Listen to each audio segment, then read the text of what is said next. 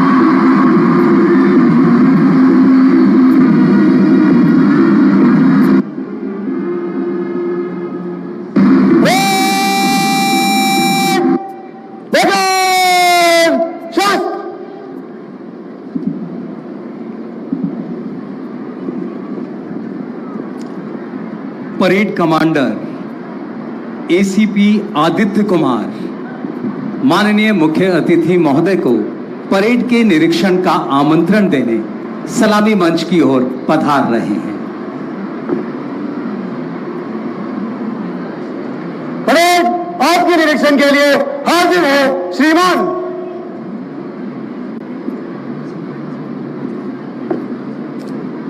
आदरणीय मुख्यमंत्री महोदय ने सहर्ष निमंत्रण स्वीकार किया और अब निरीक्षण जीप पर सवार हुए।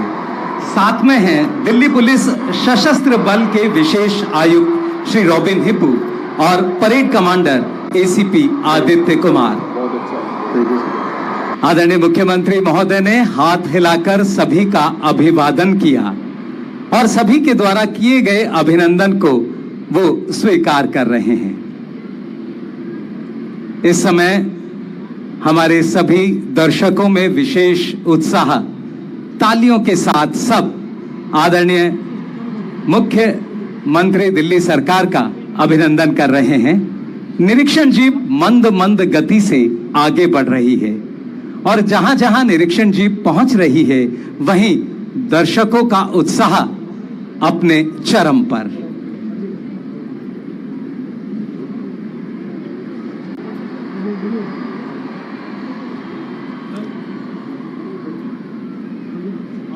निरीक्षण जीप अब धीरे धीरे आगे बढ़ते हुए सभी हाथ हिलाकर अभिनंदन और अभिवादन करते हुए निरीक्षण जीप अब परेड के सम्मुख पहुंच गई है।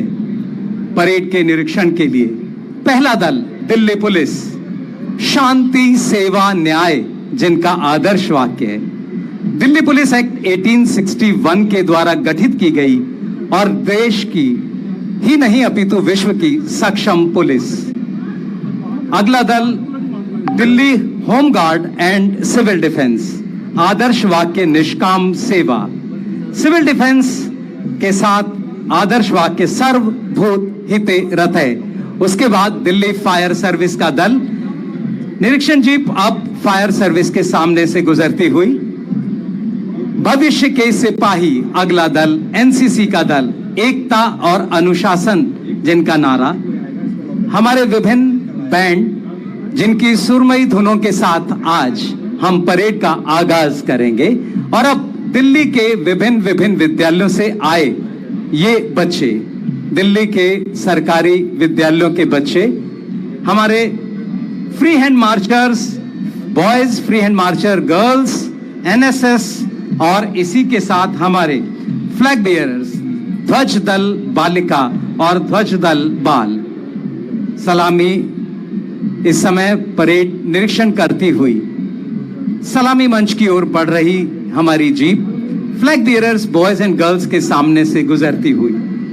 तिरंगा देश की शान है, हर भारतीय का स्वाभिमान है। यही है गंगा, यही है हिमालय, यही हिंद की जान है। तीन रंगों में रंगा हुआ ये अपना हिंदुस्तान है, ये अपना हिंदुस्तान है, ये अपना हिंदुस्तान है। निरीक्षण जीप में सवार आदरणीय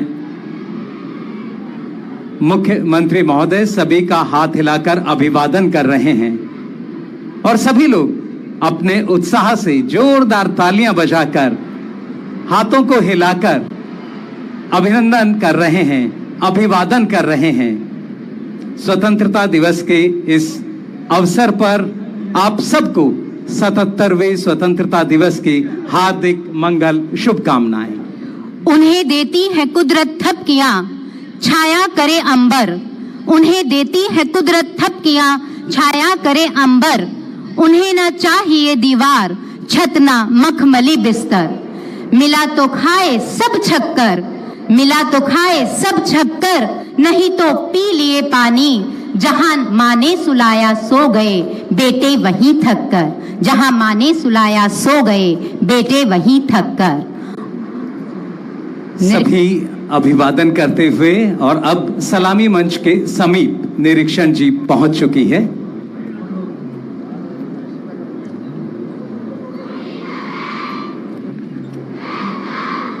वेट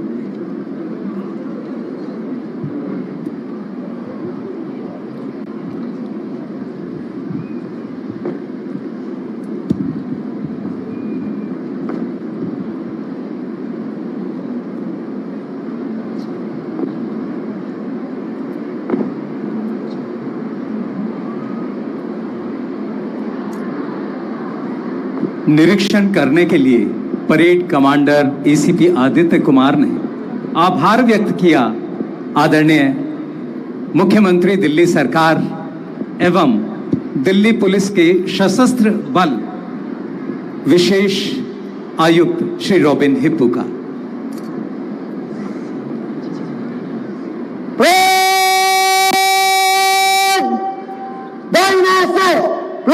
की कॉलों में मन से गुजरेगा। नंबर 1 कंपनी आगे, तीनों तीन दाहिने चलेगा, दाहिने मार।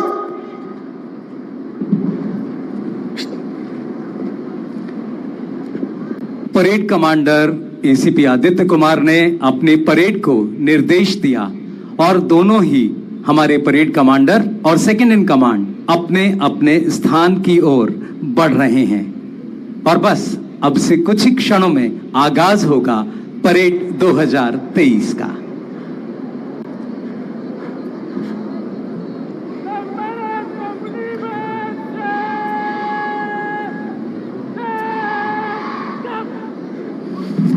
और ये आगाज परेड 2023।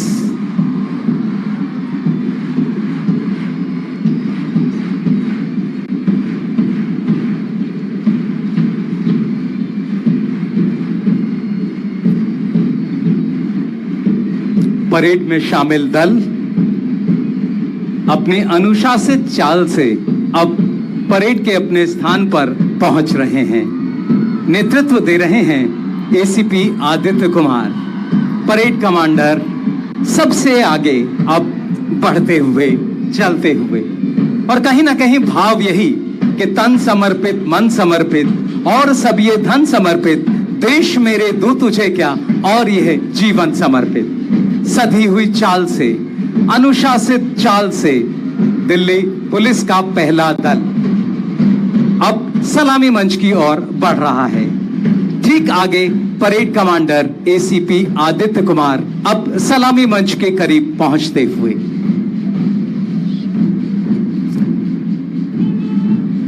परेड कमांडर ने सैल्यूट दिया। पहले इंस्पेक्टर देवेंद्र कुमार दिल्ली पुलिस के कंपनी कमांडर, पहला दल एसआई मनमोहन के नेतृत्व में अब सलामी मंच के सामने से गुजर रहा है। दूसरा दल सब इंस्पेक्टर सुमित कुमार के नेतृत्व में अब सलामी मंच के सामने पहुंचता हुआ दिल्ली पुलिस एक्ट 1861 के द्वारा स्थापित विश्व की समर्थ पुलिस के रूप में जाने जाने वाली दिल्ली पुलिस की तीसरी टुकड़ी को नेतृत्व दे रहे हैं एसआई दीपक शर्मा। सलामी मंच के ठीक सामने से अब गुजरते हुए दिल्ली पुलिस बहुत ही सक्षम पुलिस, विषम से विषम परिस्थिति में आपका कार्य आपको पहचान देता है।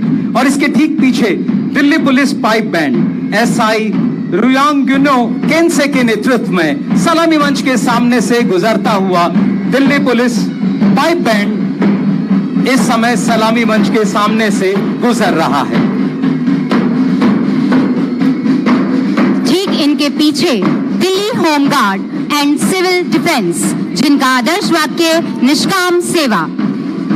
कंपनी कमांडर इरशाद मलिक के नेतृत्व में पहली टुकड़ी, जिसका नेतृत्व कर रहे हैं इंस्पेक्टर सुनील कुमार निर्वाल, सलामी मंच की ओर बढ़ते हुए। अगला दल ठीक पीछे एसआई अनीता रानी, जिनका नेतृत्व कर रही हैं, सलामी मंच की ओर बढ़ते हुए और सलामी देते हुए सधे कदमों से आगे चलता हमारा ये दल। ठीक इनके पीछे अगला दल एसआई सर्वेश कुमार जी के नेतृत्व में सलामी मंच की ओर बढ़ते हुए पूरे अनुशासन और सधे हुए कदमों के साथ ये दल आगे बढ़ता हुआ। अगला दल इनके एएसआई राखी उजनीवाल के नेतृत्व में ये दल आगे बढ़ता हुआ पूरे अनुशासन के साथ सलामी देता हुआ ये दल आगे बढ़ रहा है। निष्काम सेवा और सर्वभूत हिते रतः है आप दोनों का आदर्श वचन। और अब Delhi home guard brass band sub inspector Inder Raj के नेतृत्व में अब सलामी मंच के सामने से गुजरता हुआ, और धुन है एस्ट्रोनॉट। जी हां, बहुत ही प्यारी धुन। सलामी देकर बढ़ता हुआ ये दल। इसके बाद अगला दल Delhi fire service STO Navneet Kadian के नेतृत्व में पहले दल को नेतृत्व दे रहे हैं फायर ऑफिसर नरेश कुमार। 1942 में 2 फायर स्टेशन के साथ अस्तित्व में आया दिल्ली फायर सर्विस। लगभग 30,000 मदद की कॉल प्रति वर्ष आती हैं। बहुत ही सक्षम दल। फायर ऑफिसर नीरज द्राल के नेतृत्व में दूसरा दल अब सलामी मंच के सामने से गुजरता हुआ, और तीसरा दल फायर ऑफिसर मनीष शर्मा के नेतृत्व में इस समय सलामी मंच के सामने से गुजरता हुआ। राजधानी के लगभग 1484 स्क्वायर किलोमीटर एरिया की अग्नि सुरक्षा देने का जिम्मा। और भविष्य के सिपाही हमारे एनसीसी कैडेट, जिनके कंपनी कमांडर हैं सीनियर अंडर ऑफिसर दीपांशु, और पहली टुकड़ी को नेतृत्व दे रही हैं जूनियर अंडर ऑफिसर कशिश। ठीक इनके पीछे दूसरी टुकड़ी को नेतृत्व दे रहे हैं junior under officer Sachin Yadav, एकता और अनुशासन, जिनका आदर्श वाक्य है। इनके ठीक पीछे अगली टुकड़ी जो सलामी मंच की ओर अग्रसर है, पूरे सधे कदमों के साथ अपने अनुशासन को दिखाते हुए जूनियर अंडर ऑफिसर अनुभव सिंह के नेतृत्व में ये टुकड़ी सलामी मंच के सामने से गुजरते हुए। और अब दिल्ली के विभिन्न स्कूलों के बच्चे पिया तनेजा के नेतृत्व में फ्री हैंड मार्चर्स का दल अब सलामी मंच के सामने पहुंच रहा है। पहला दल सर्वोदय कन्या विद्यालय प्रशांत विहार, नेतृत्व दिया तनिषा शर्मा, सलामी मंच के सामने से गुजर रही हैं। अपने गणवेश में तिरंगे को बहुत अच्छे से धारण करते हुए ये दल। बच्चन प्रसाद सर्वोदय कन्या विद्यालय देवली का ये दल रिया माथुर के नेतृत्व में अब सलामी मंच के सामने से गुजरता हुआ, सधे कदमों से आगे बढ़ते हुए हमारे ये भविष्य के नागरिक सलामी देकर आगे बढ़ते हुए। तीसरा दल सर्वोदय कन्या विद्यालय सी ब्लॉक सुल्तानपुरी लक्ष्मी के नेतृत्व में अब सलामी मंच के सामने से गुजरता हुआ। बहुत ही शानदार वेशभूषा, बहुत ही आकर्षित चाल। और अब स्कूल बॉयज बैंड आदर्श के नेतृत्व में सलामी मंच के सामने से गुजरता हुआ। बैंड में हमारे अलग अलग विद्यालय, जिनमें Maharaja Agrasen model school Pitampura, SC/SD Sarvodaya Vidyalaya sector 9 Rohini, Maharaja Agrasen public school Ashok Vihar और आचार्य तुलसी सर्वोदय बाल विद्यालय छतरपुर। धुन है इंसान का इंसान से हो भाईचारा, यही पैगाम हमारा, यही पैगाम हमारा, और पैगाम हमारा। और अगला दल फ्री हैंड मार्चर बॉयज का दल सलामी मंच की ओर बढ़ता हुआ कंपनी कमांडर मोहित गोस्वामी के नेतृत्व में पहली टुकड़ी सर्वोदय बाल विद्यालय तुगलकाबाद एक्सटेंशन विपुल के नेतृत्व में सलामी मंच से आगे बढ़ता हुआ। ये बहुत ही सुंदर गणवेश में और अपने सधे हुए कदमों से आगे बढ़ता दल ठीक इनके पीछे दूसरा दल government boys senior secondary school कराला बॉयज, जिसको नेतृत्व दे रहे हैं विष्णु प्रताप। बहुत ही सुंदर गणवेश में ये बच्चे अपनी एकता का, अनुशासन का परिचय देते हुए। ठीक इनके पीछे तीसरा दल government boys senior secondary school number 1 Punjabi Bagh, जिसको नेतृत्व दे रहे हैं जतिन। बहुत ही सुंदर तरीके से सलामी देते हुए ये बच्चे आगे बढ़ते हुए, और ठीक इनके पीछे एनएसएस कंपनी कमांडर शाइना निगार के नेतृत्व में पहली टुकड़ी, जिसको नेतृत्व दे रही है government coed senior secondary school Rampura Tanvi Sharma. और ठीक इनके पीछे दूसरा दल जो सलामी मंच की ओर अग्रसर हो रहा है, government coed C block Mangolpuri, जिसको नेतृत्व दे रही है रेखा।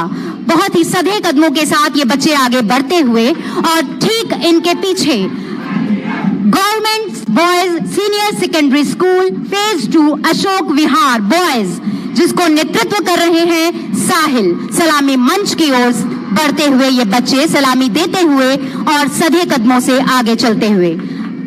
देश के ये नौनिहाल सलामी मंच से आगे बढ़ते हुए, और अब school girls band Samia Zafar के नेतृत्व में सलामी मंच के सामने से गुजर रहा हमारा गर्ल्स बैंड। ट्यून है Jhelum. Queen Mary's school 30 Hazari, government girls senior secondary school A block Saraswati Vihar और एसकेवी राजनगर पार्ट 2 पालम के बच्चे। और इनके ठीक पीछे फ्लैग बियरर ध्वज दल बालिका कंपनी कमांडर अनु सिंह के नेतृत्व में पहला दल एसकेवी नेहरू विहार, दूसरा दल government girl senior secondary school Haiderpur girls, और तीसरा एसकेवी नंबर 2 पंजाबी बाग। और इसके ठीक पीछे बढ़ा चला आ रहा है ध्वज दल बाल flag bearers boys, government boys senior secondary school IARI Pusa, government boys senior secondary school number 1 Rohini Avantika, और government boys senior secondary school Shalimar village. Vishnu के नेतृत्व में ये दल अब सलामी मंच के सामने से गुजरता हुआ। नीला रंग शांति, स्थिरता, वीर भाव और ज्ञान का प्रतीक है। बहुत ही सुंदरता के साथ आगे बढ़ता हमारा ये ध्वज दल बाल। और इस समय अब Delhi home guard pipe band inspector Ram Narayan के नेतृत्व में मिली जुली धुन बजाता हुआ और सलामी मंच के सामने से बजाता हुआ चल रहा है छोटी छोटी गैया छोटे छोटे ग्वाल छोटो सो मेरो मदन गोपाल। और अब second in command inspector Ashok Rathi सलामी मंच के सामने से सलामी देकर गुजरते हुए धीरे धीरे सभी दल अपने अपने स्थान पर पहुंच रहे हैं। स्वच्छ भारत, विकसित भारत, स्वस्थ भारत, हरित दिल्ली, स्वच्छ दिल्ली, सुरक्षित दिल्ली, गतिशील भारत, सार्थक भारत, सभी के प्रति हमारे हृदय में मैत्री की भावना रहेगी।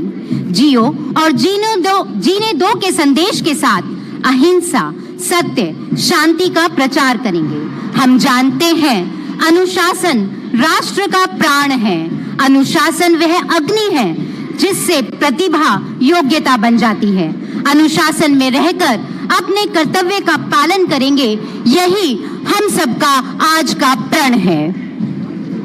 और किसी ने कहा है कि कुछ नशा तिरंगे की आन का है, कुछ नशा मातृभूमि के मान का है। हम लहराएंगे हर जगह तिरंगा, ये नशा हिंदुस्तान की शान का है।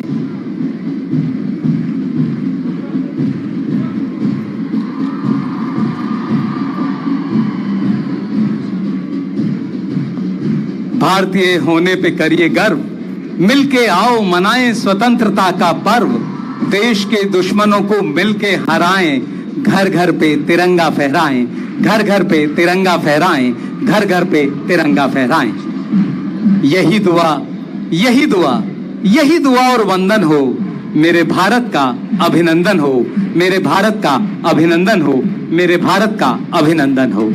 सदा ही लहराता रहे ये तिरंगा हमारा, सदा ही लहराता रहे ये तिरंगा हमारा, सारे जहां से अच्छा हिंदुस्तान हमारा, सारे जहां से अच्छा हिंदुस्तान हमारा, सारे जहां से अच्छा हिंदुस्तान हमारा।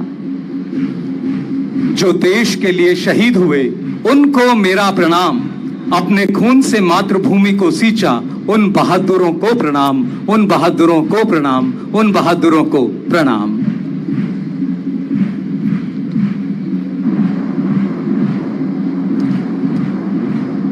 इतनी सी बात हवाओं को बताए रखना, रोशनी होगी चिरागों को जलाए रखना, लहू देकर की है जिसकी हिफाजत हमने, ऐसे तिरंगे को दिल में हमेशा बनाए रखना, दिल में हमेशा बनाए रखना।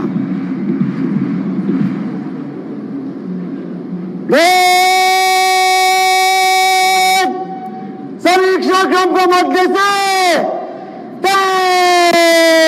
चल।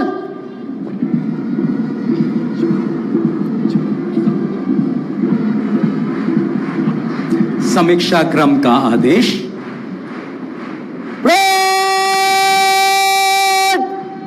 जनरल सैल्यूट, सलाम शस्त्र।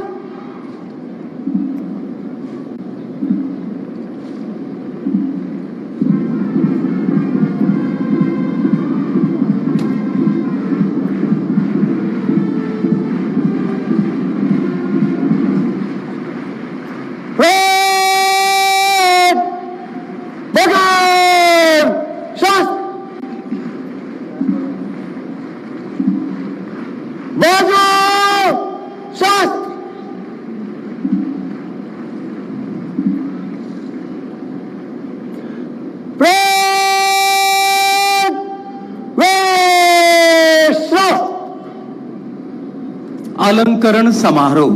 स्वतंत्रता दिवस के पावन दिन अब योग्यता, कर्तव्यपरायणता का सम्मान माननीय मुख्यमंत्री दिल्ली सरकार के करकमलों से होगा। सम्मानित होंगे असिस्टेंट सुपरिटेंडेंट प्रवीण राठी। श्री प्रवीण राठी ने दिल्ली कारागार विभाग को सन 1996 में ज्वाइन किया। कोरोना संक्रमण के दौरान जेल नंबर 5 के ड्यूटी ऑफिसर के तौर पर कोरोना संक्रमण को रोकने के लिए किए गए आपके प्रयास प्रशंसनीय रहे।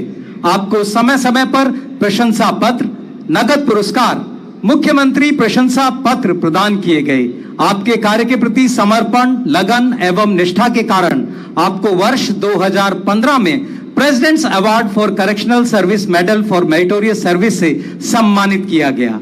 और आज आपकी धैर्यता, कार्यकुशलता को सम्मानित करने के लिए president's award for correctional service for distinguished services प्रदान किया जा रहा है। सम्मानित हो रहे हैं असिस्टेंट सुपरिटेंडेंट प्रवीण राठी। जोरदार तालियों से आप सहभागी बने।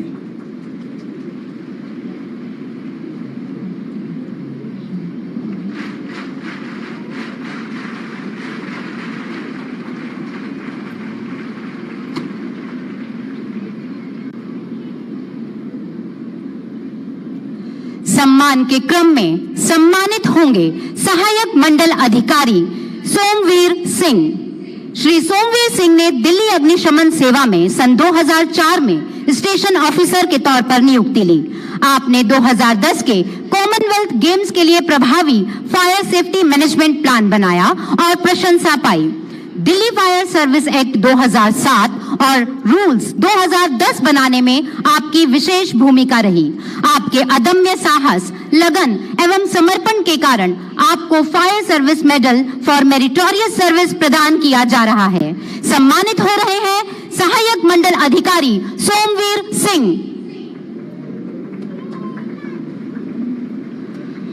आप जोरदार तालियां बजाकर अपना सम्मान सम्मानित अधिकारी तक पहुंचाएं।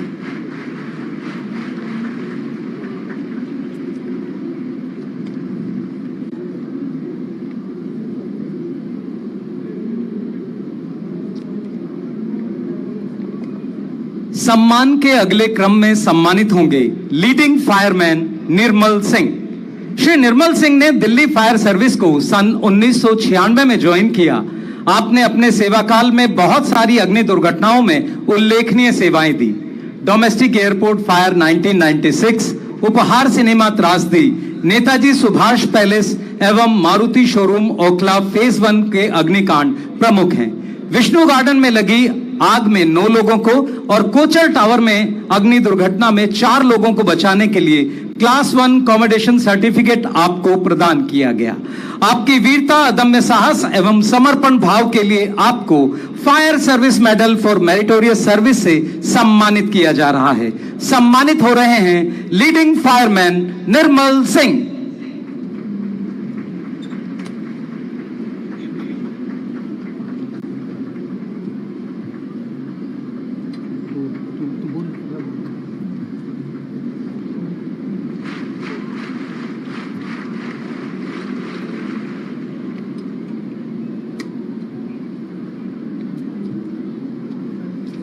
सम्मान की श्रृंखला में अब सम्मानित होंगी असिस्टेंट सुप्रिंटेंडेंट कमलेश जी ने दिल्ली कारावास विभाग सन 1989 में मैट्रन के तौर पर ज्वाइन किया।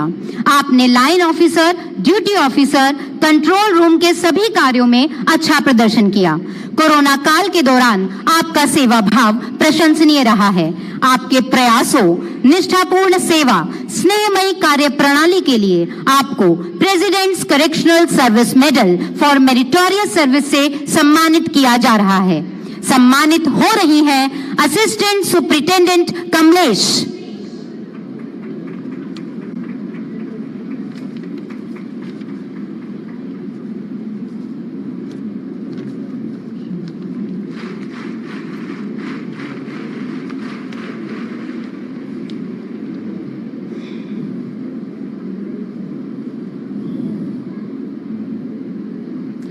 सम्मान की श्रृंखला में अब सम्मानित होंगे assistant superintendent Premchand Manjhi.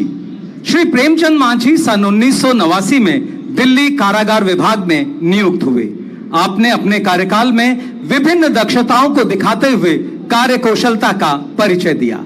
Corona संक्रमण के समय बड़ी संख्या में कैदियों को जेल से मुक्त किए जाने के समय आपके द्वारा की गई सेवा अतुलनीय है। इन सभी बातों को ध्यान में रखते हुए आपकी कर्मठता, कर्तव्य परायणता के लिए आपको president's correctional service medal for meritorious सम्मान से सम्मानित किया जा रहा है।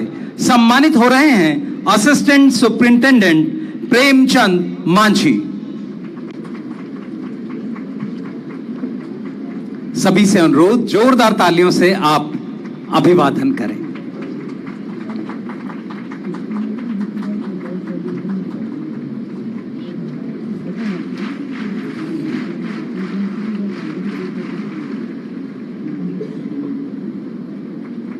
सम्मान के क्रम में अब सम्मानित होंगे असिस्टेंट सुप्रिंटेंडेंट अरुण कुमार। श्री अरुण कुमार पिछले 25 वर्षों से कारागार विभाग में कार्यरत हैं। आपने श्री अन्ना हजारे जी के धरने के समय अपनी सूझबूझ का परिचय देते हुए असामाजिक गतिविधियों को पकड़ा और उन पर रोक लगाने में सफलता पाई। आपकी मदद से जेल संख्या 5 में TJFM रेडियो का प्रारंभ किया गया।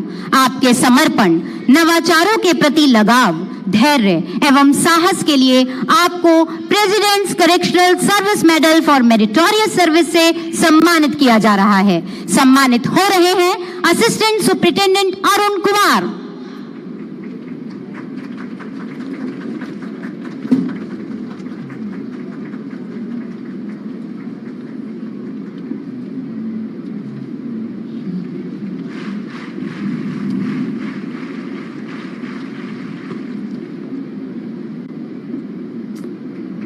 सम्मान के क्रम में अब सम्मानित होंगे head warder Sanjeev Kumar Kundu.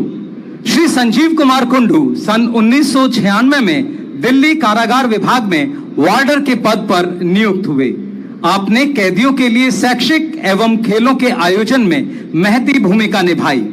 NIOS और इग्नू के द्वारा कैदी अपनी शिक्षा आगे बढ़ा सकें, इसके लिए आपने सभी संभव प्रयास किए।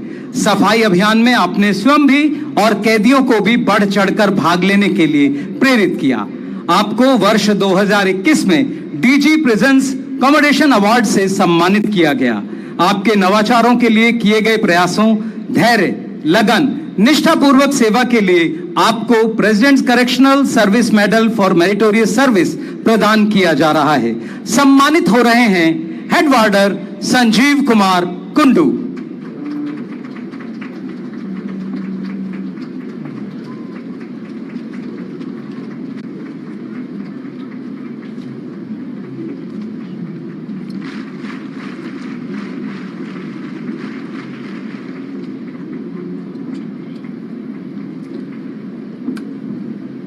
अलंकरण समारोह संपन्न हुआ। इस अवसर पर माननीय मुख्यमंत्री महोदय से अनुरोध करते हैं उनके संबोधन के लिए। माननीय मुख्यमंत्री महोदय, दिल्ली सरकार।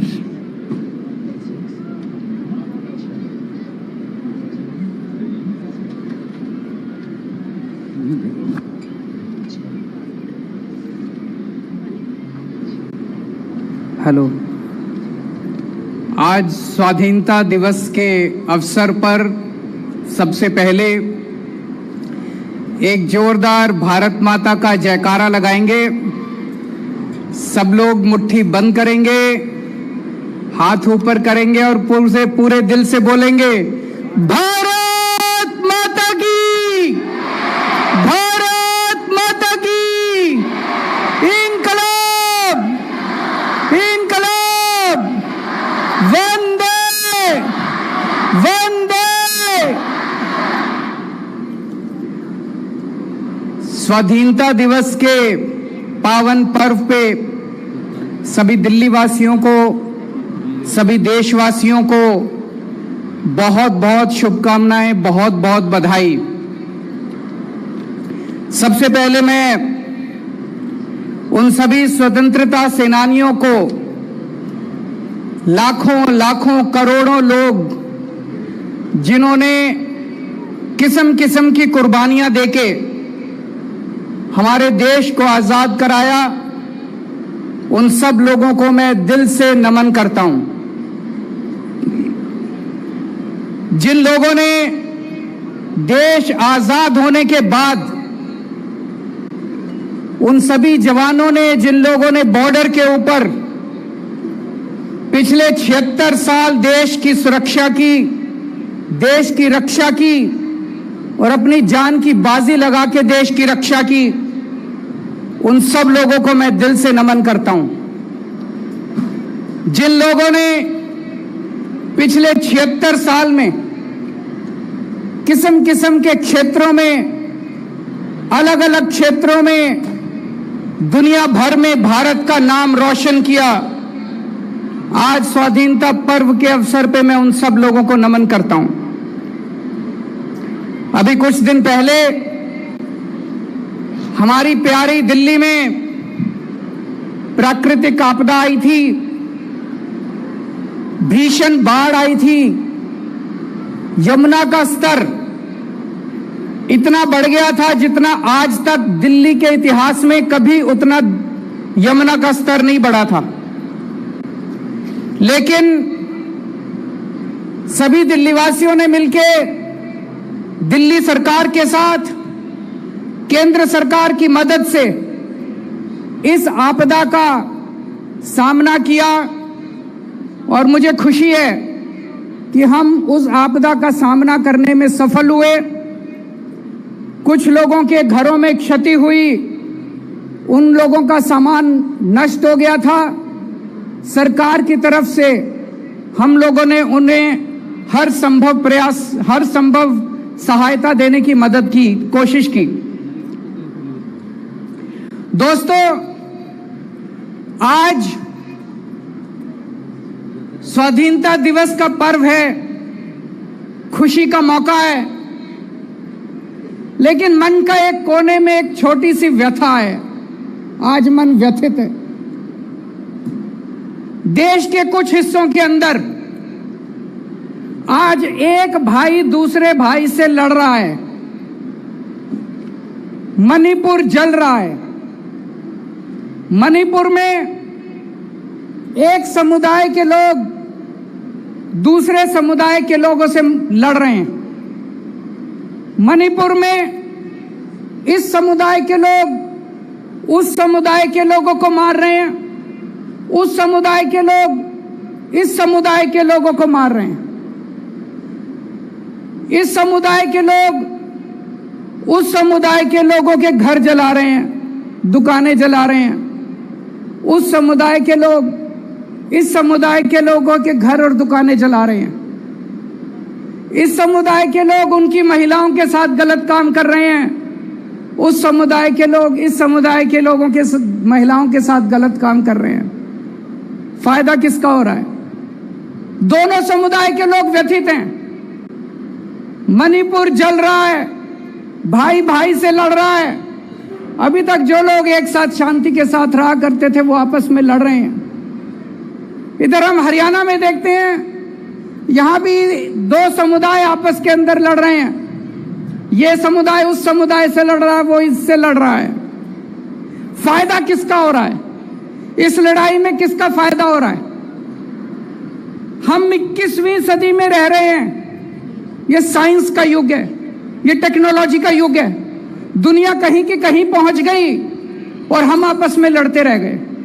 अगर हम आपस में लड़ेंगे, अगर भाई भाई से लड़ेगा, तो भारत विश्व गुरु कैसे बनेगा? हम लोग तो रोज कहते हैं कि भारत विश्व गुरु बनेगा, भारत विश्व गुरु बनेगा। भारत विश्व गुरु कैसे बनेगा? एक परिवार, एक पिता जिन्होंने अपनी जिंदगी में खूब पैसा कमाया, उनकी मौत हो गई। उनके 4 बच्चे हैं, चारों बच्चे आपस में लड़ रहे हैं, एक दूसरे को मारने पे आतुर हैं। क्या वो परिवार प्रगति कर सकता है? बिल्कुल नहीं कर सकता। पिताजी जो कमा के गए थे वो भी खत्म कर देगा परिवार, चारों बच्चे उसको भी उजाड़ देंगे।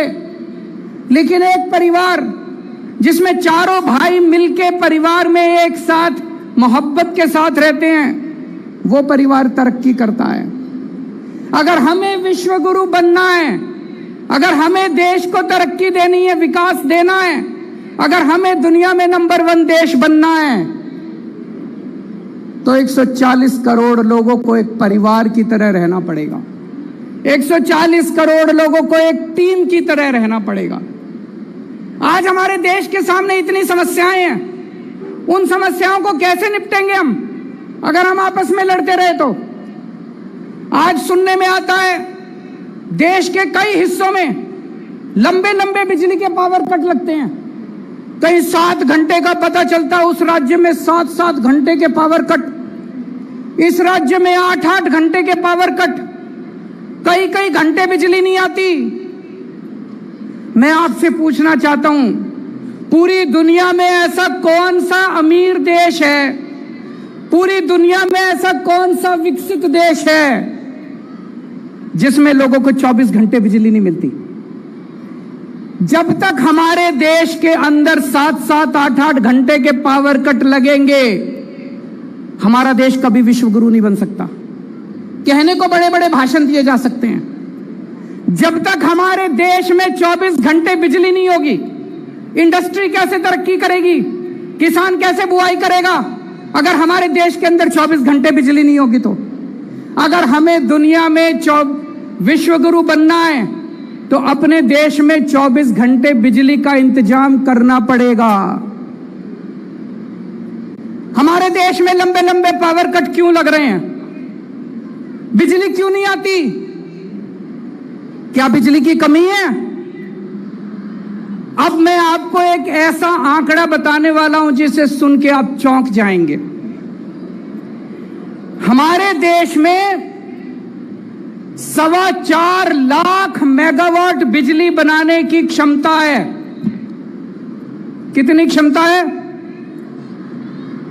4.25 लाख मेगावाट बिजली उत्पादन करने की क्षमता है। यानी कि हमारे देश में इतने पावर प्लांट हैं कि वो सारे अगर 100% क्षमता पे काम करें तो 4.25 लाख मेगावाट बिजली बना सकते हैं। और हमारे देश की बिजली की डिमांड कितनी है? पीक डिमांड, यानी कि सबसे ज्यादा डिमांड। जैसे दोपहर के टाइम में सारे लोग एसी चला लेते हैं तो सबसे ज्यादा बिजली, उसको पीक डिमांड कहते हैं। पीक डिमांड हमारे देश की केवल 2 लाख मेगावाट है। हमारी 4.25 लाख मेगावाट बिजली बनाने की क्षमता है, लेकिन केवल 2 लाख मेगावाट बिजली की डिमांड है। फिर भी बिजली नहीं आती, फिर भी पावर कट लगते हैं, फिर भी हमारे घर में बिजली नहीं पहुंचती। क्यों? क्या कारण है? मिसमैनेजमेंट, भ्रष्टाचार, लैक ऑफ विजन, पहले दिल्ली में भी ऐसे ही था। 2015 में जब हमारी सरकार बनी थी, मेरे को याद है 2014 की गर्मियां मेरे को आज तक याद है, जब रात को 7-7, 8-8 घंटे के पावर कट लगा करते थे। दिल्ली में हमने ठीक कर दिया। यहां भी मैनेजमेंट खराब था, दिल्ली का मैनेजमेंट हमने ठीक किया। आज पूरे देश में दिल्ली अकेला शहर है जहां 24 घंटे बिजली आती है। अब दिल्ली में पावर कट नहीं लगते, अब दिल्ली में बिजली नहीं जाती। लोगों ने जनरेटर खरीदने बंद कर दिए, इन्वर्टर खरीदने बंद कर दिए। अब दिल्ली में 24 घंटे बिजली आती है। पंजाब में भी पहले यही हाल था, लंबे लंबे पावर कट लगते थे, बिजली आती नहीं थी, 6-6 घंटे के, 7-7 घंटे के। अभी 1 साल हुआ पंजाब में सरकार बने हुए, पंजाब में 24 घंटे बिजली आनी चालू हो गई है। पंजाब में भी अब 24 घंटे बिजली आती है। देश में भी 24 घंटे बिजली आ सकती है। अगर हमारी 4.25 लाख मेगावाट बिजली बनाने की क्षमता है, तो हमारे देश के अंदर भी 24 घंटे बिजली आ सकती है। मैनेजमेंट ठीक करना है, भ्रष्टाचार खत्म करना है। 3 से 4 साल लगेंगे। 3 से 4 साल के अंदर पूरे देश के अंदर 24 घंटे बिजली आ सकती है, पावर कट खत्म हो सकते हैं।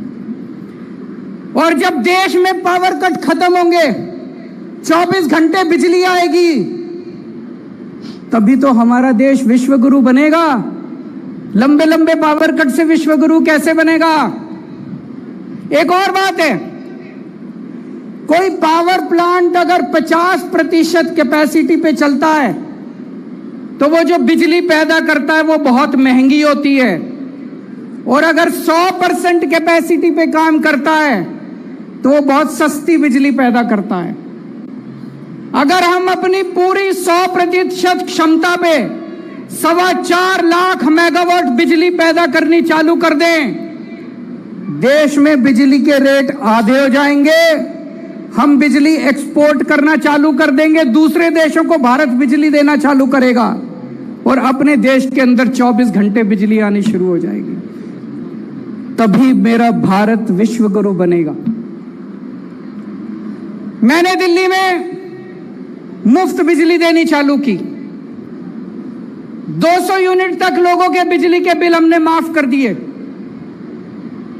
कुछ लोगों ने मेरा बहुत मजाक उड़ाया। पंजाब में जब सरकार बनी, पंजाब के अंदर भी हम लोगों ने लोगों को बिजली मुफ्त देनी चालू कर दी कि अगर आपका 200 यूनिट तक का बिजली का बिल आता है तो आपको बिजली का बिल नहीं भरना पड़ेगा। कुछ लोगों ने मेरा बहुत मजाक उड़ाया, कुछ लोगों ने मेरी बहुत निंदा की, कुछ लोगों ने कहा केजरीवाल फ्री की रेवड़ी देता है। आज मैं देश के सामने 2 विकल्प रख रहा हूं। पहला विकल्प,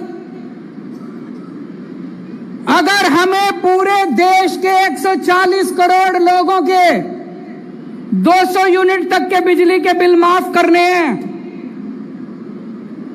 केवल 1.5 लाख करोड़ रुपए का खर्चा आएगा।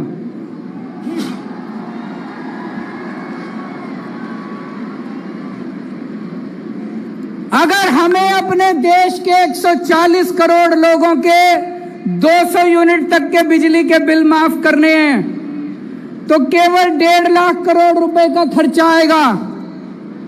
और अभी हम अखबारों में पढ़ते हैं कई बार कि 4 बड़े बड़े अरबपतियों के 1.5 लाख करोड़ रुपए के बैंकों के कर्जे माफ कर दिए। मैं आज देश के सामने 2 विकल्प रख रहा हूं कि क्या 140 करोड़ लोगों के 200 यूनिट बिजली के बिल माफ होने चाहिए, या 4 अरबपति लोगों के 1.5 लाख करोड़ रुपए के बैंकों के कर्जे माफ होने चाहिए। देश तय कर ले, जो देशवासी कहेंगे वही होना चाहिए। एक और बात मैं आपसे प्रश्न पूछना चाहता हूं, जब तक हमारे देश में पैदा होने वाले हर बच्चे को अच्छी शिक्षा नहीं मिलेगी, क्या हमारा देश विश्व गुरु बन सकता है? नहीं बन सकता। आप कोई अमीर देश उठा के देख लो, Japan, France, Tokyo, America, Canada, Italy, कोई यूरोपियन कंट्री उठा के देख लो, डेनमार्क, स्वीडन, कोई अमीर देश उठा के देख लो, वहां हर बच्चे को, चाहे अमीर का बच्चा हो चाहे गरीब का बच्चा हो, अच्छी से अच्छी शिक्षा मिलती है। सरकारें शिक्षा देती हैं, गरीबों को सरकारें अच्छी से अच्छी शिक्षा देती हैं सरकारी स्कूलों में। हमारे देश में 25 करोड़ बच्चे स्कूल जाते हैं। कितने? 25 करोड़ बच्चे स्कूल जाते हैं।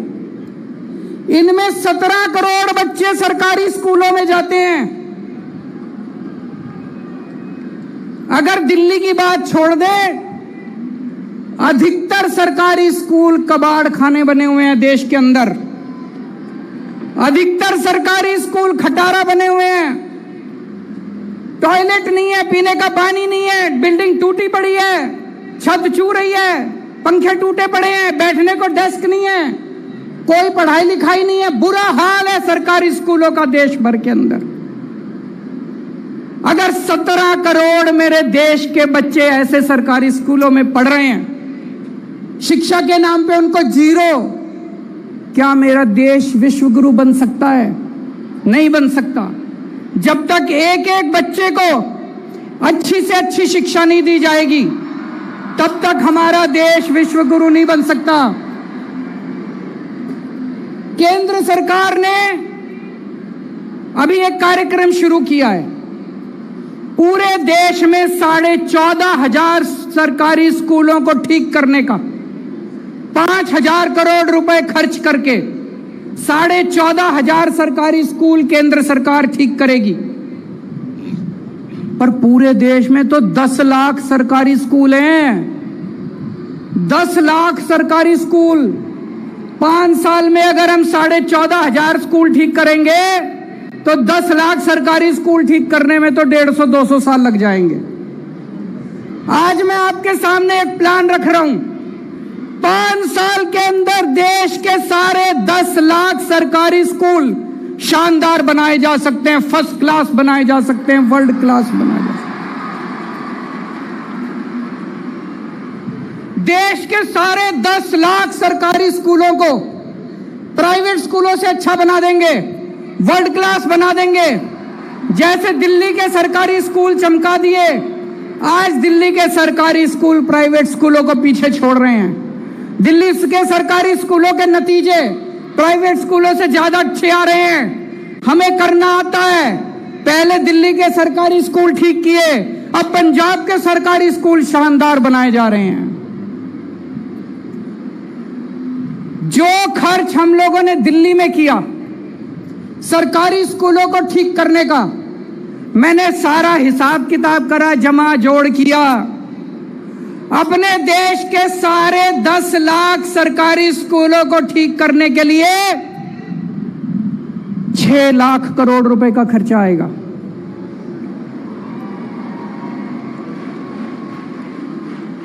और अगर 5 साल में ठीक करेंगे तो 6 लाख को 5 से भाग करके देख लो, 1.25 लाख करोड़ रुपए हर साल खर्च करने पड़ेंगे। 1.25 लाख करोड़ रुपए भारत जैसे देश के लिए, अपने लिए कोई ज्यादा नहीं है।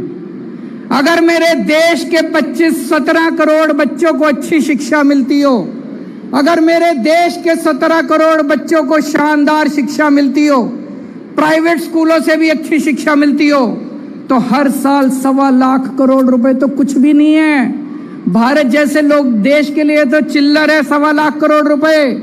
क्या हमें अपने देश के बच्चों को अच्छी शिक्षा देने के लिए हर साल 1.25 लाख करोड़ रुपए खर्च करने चाहिए?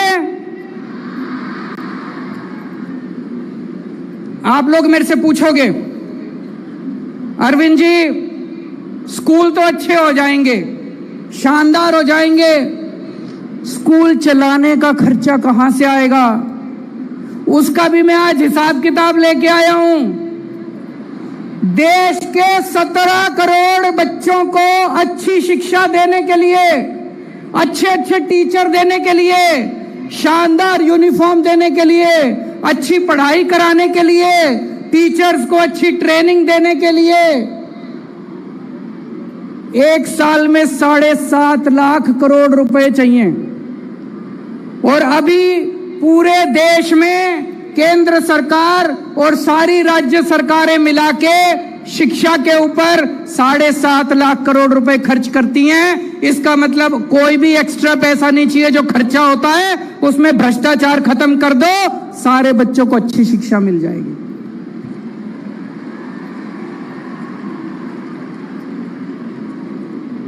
दोस्तों, मेरा सपना गरीब की गरीबी दूर करना नहीं है। ये वाले स्लोगन तो हम पता नहीं कब से दूर सुनते आ रहे हैं, गरीबी दूर करो, गरीबी दूर करो।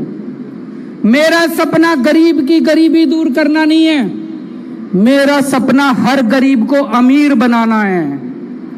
मैं हर गरीब को अमीर बनाना चाहता हूं, और हर गरीब तब अमीर बनेगा जब उसका बेटा इंजीनियर बनेगा, जब उसका बेटा डॉक्टर बनेगा, जब उसके बेटे को शानदार शिक्षा मिलेगी।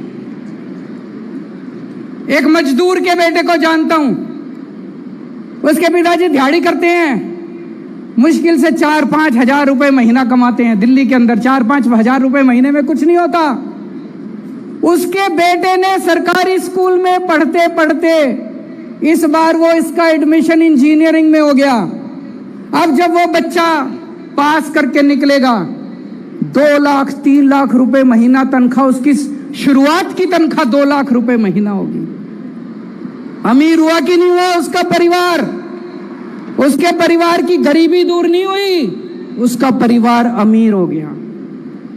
जब हमारे देश में पैदा होने वाले हर बच्चे को अच्छी शिक्षा मिलने लगेगी, तब मेरा देश विश्वगुरु बनेगा। विश्वगुरु केवल भाषण देने से नहीं बनेगा। हमारे देश के अंदर आज अगर किसी के घर में कोई बीमार हो जाए, अगर थोड़ी सी सीरियस बीमारी हो जाए, सब कुछ लुट जाता है। सरकारी दिल्ली को छोड़ दें, देश के अन्य हिस्सों में सरकारी अस्पतालों का इतना बुरा हाल है, इतना बुरा हाल है, डॉक्टर आते नहीं है, मशीनें काम नहीं करती हैं, टेस्ट होते नहीं हैं, कोई इलाज नहीं होता। हर आदमी चाहता है मैं प्राइवेट में जाके इलाज कराऊं। जब तक इस देश के अंदर पैदा होने वाले हर इंसान को अच्छे से अच्छा इलाज नहीं मिलेगा, तब तक मेरा देश विश्वगुरु नहीं बन सकता। आप कोई देश उठा के देख लो, हर देश के अंदर वहां की सरकारें अपने लोगों को पूरा मुफ्त और अच्छा इलाज देती हैं। दिल्ली में हमने मोहल्ला क्लिनिक बनाए, गली गली के अंदर मोहल्ला क्लिनिक खुल गए हैं। अगर आपको छोटी सी बीमारी होती है, आप मोहल्ला क्लिनिक में जाओ, आपका इलाज हो जाता है। आपको दवाइयां मुफ्त मिलती है, आपको टेस्ट मुफ्त होते हैं, आपका इलाज हो जाता है। हमारे देश में कितने गांव ऐसे हैं, दूर दूर तक अगर छोटी सी बीमारी हो जाए, मैंने देखा है सोशल मीडिया में, आपने भी देखा होगा, 2 लोग चारपाई पे उठा के उसको इतनी दूर चलते जा रहे हैं और अस्पताल तक पहुंचने के लिए। मैंने हिसाब लगाया है, देश के कोने कोने में मोहल्ला क्लिनिक खोला जा सकता है। 1 लाख मोहल्ला क्लिनिक खोलने के लिए पूरे देश में कोने कोने में 1 लाख मोहल्ला क्लिनिक खोलने के लिए केवल 10,000 करोड़ रुपए चाहिए। 10,000 करोड़ रुपए तो कुछ भी नहीं है। 10,000 करोड़ रुपए 2 साल के अंदर पूरे देश में कोने कोने के अंदर, देश के कोने कोने में, गांव गांव के अंदर मोहल्ला क्लिनिक खोले जा सकते हैं। 1 लाख मोहल्ला क्लिनिक खोलने के लिए केवल 10,000 करोड़ रुपए चाहिए। और अगर आपको थोड़ी बड़ी बीमारी हो जाए, हमारे देश के अंदर हर जिले में जिला अस्पताल है, लेकिन आज जिला अस्पताल की बहुत बुरी हालत है। जिला अस्पताल टूटे फूटे पड़े हैं, मशीनें काम नहीं कर रही। इसका मैंने पूरा प्लान बनाया। हर जिले के जिला अस्पताल को 500 बेड अस्पताल बनाने के लिए, मल्टी स्पेशलिटी अस्पताल बनाने के लिए, मैक्स फोर्टिस अपोलो जैसा शानदार अस्पताल बनाने के लिए, पूरे देश के हर जिले में एक एक मल्टी स्पेशलिटी हॉस्पिटल खोलने के लिए केवल 1.5 लाख करोड़ रुपए चाहिए। मैं तो कई बार सोचता हूं ये 75 साल में अभी तक क्यों नहीं हुआ, हो जाना चाहिए था। इतने कम पैसे, 1.5 लाख करोड़ रुपए में पूरे देश के हर जिले के अंदर 500 multi bedded multi speciality hospital खुल सकता है। और दिल्ली के अंदर हम हर व्यक्ति को फ्री इलाज देते हैं, सारी दवाइयां फ्री, सारे टेस्ट फ्री, ऑपरेशन फ्री, सब। 140 करोड़ लोगों का फ्री इलाज करने के लिए, सबको फ्री इलाज की सुविधा देने के लिए केवल 2.5 लाख करोड़ रुपए चाहिए। तो टोटल कितने हो गए? 2.5 लाख करोड़, 10,000 करोड़, 1.5 लाख करोड़, 4 लाख करोड़।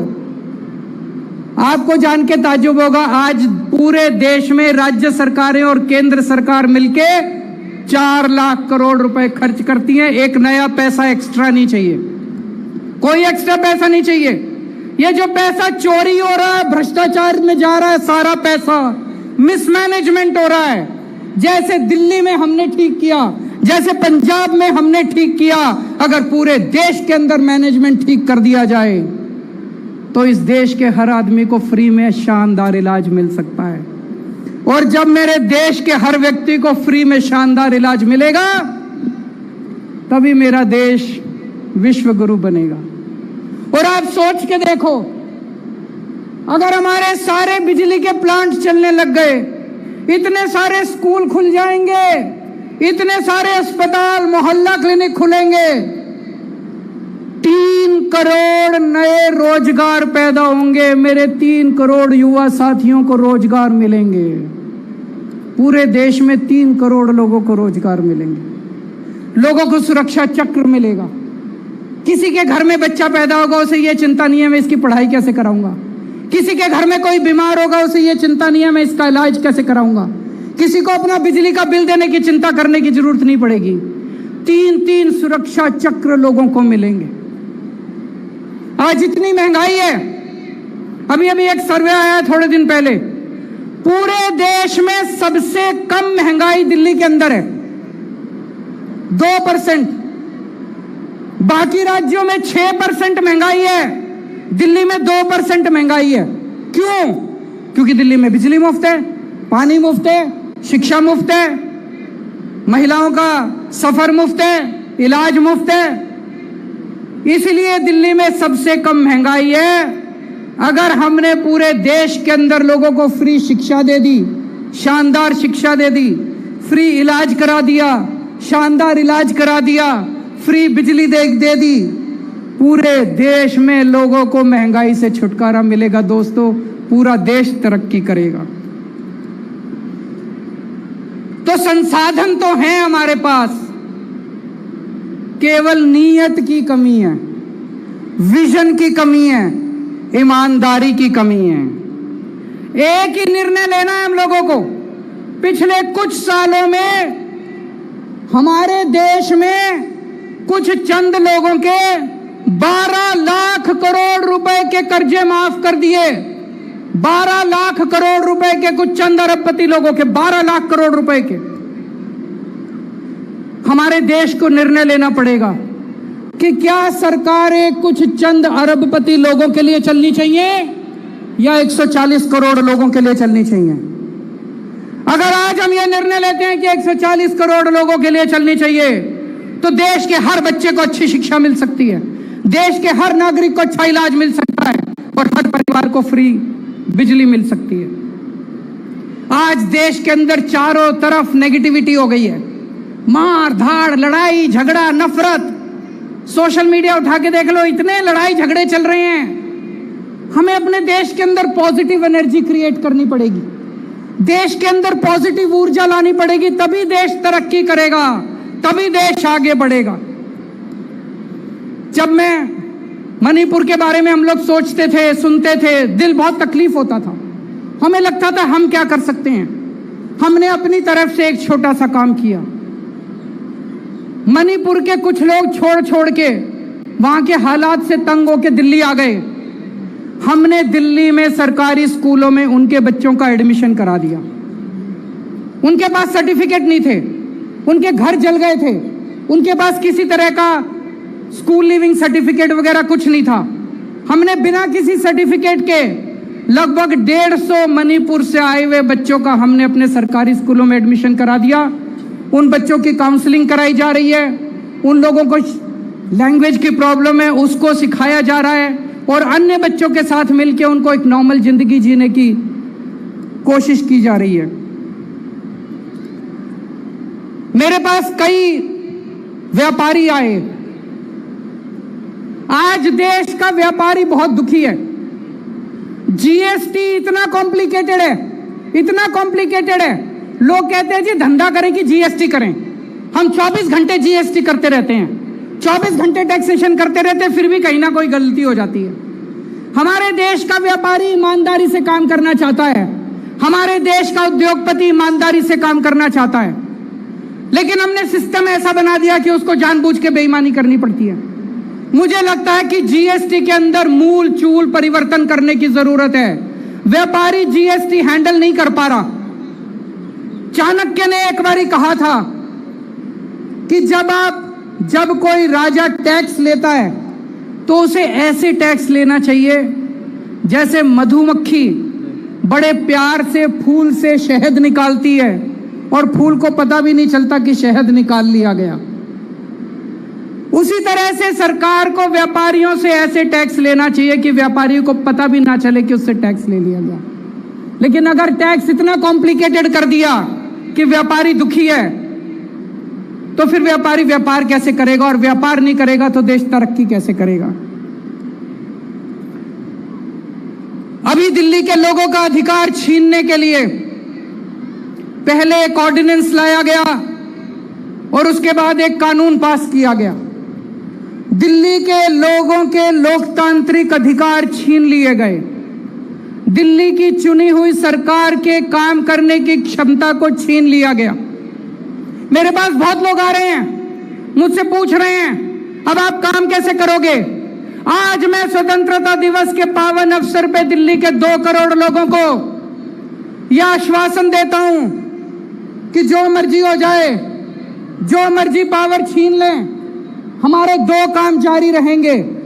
एक तरफ हम पावर वापस आपको, आपकी पावर वापस दिलाएंगे, दिल्ली के 2 करोड़ लोगों को आपको अपने अधिकार वापस दिलाएंगे। इसकी लड़ाई हम सुप्रीम कोर्ट में लड़ेंगे। लेकिन जितने काम चल रहे हैं, जब से मैं दिल्ली का मुख्यमंत्री बना हूं तब से ये लोग मेरे काम में अड़चन अड़ाने की कोशिश करते हैं, मेरे काम में अड़चन अड़ाने की कोशिश करते हैं, लेकिन मैंने काम रुकने नहीं दिए। आपके जितने दिल्ली में काम चल रहे हैं सारे काम चलते रहेंगे। आपकी फ्री बिजली चालू रहेगी, आपके बच्चों का अच्छी शिक्षा जारी रहेगी, आपके लोगों का अच्छा इलाज जारी रहेगा, आपकी महिलाओं को फ्री सफर जारी रहेगा। आप चिंता मत करना, अपना प्यार बनाए रखना। जितने काम है सारे काम जारी रहेंगे।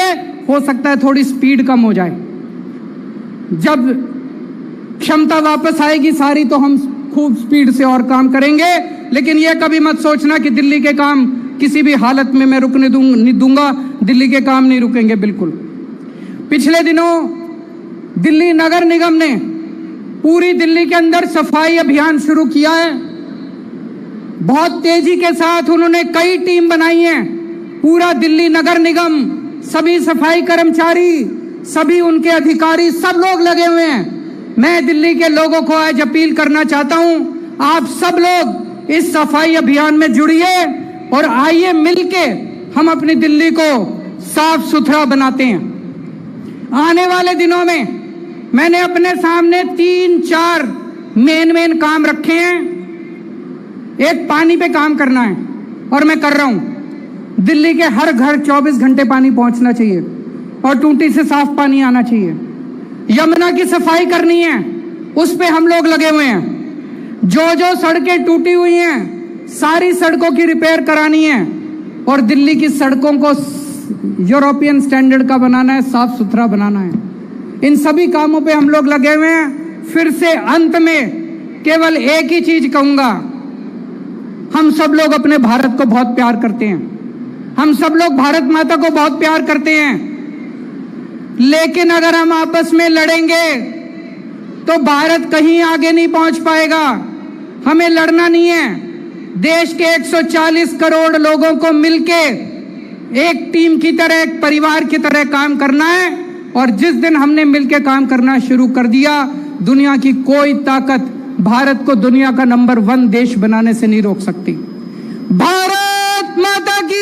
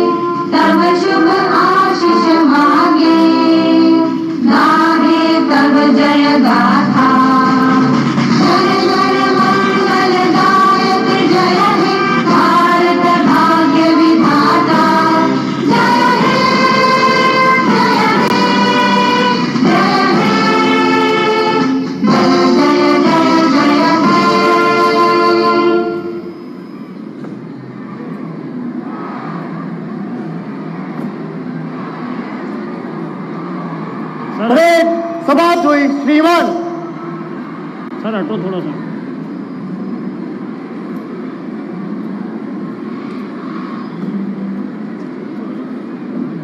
द्वितीय कमांडर परेड समाप्त।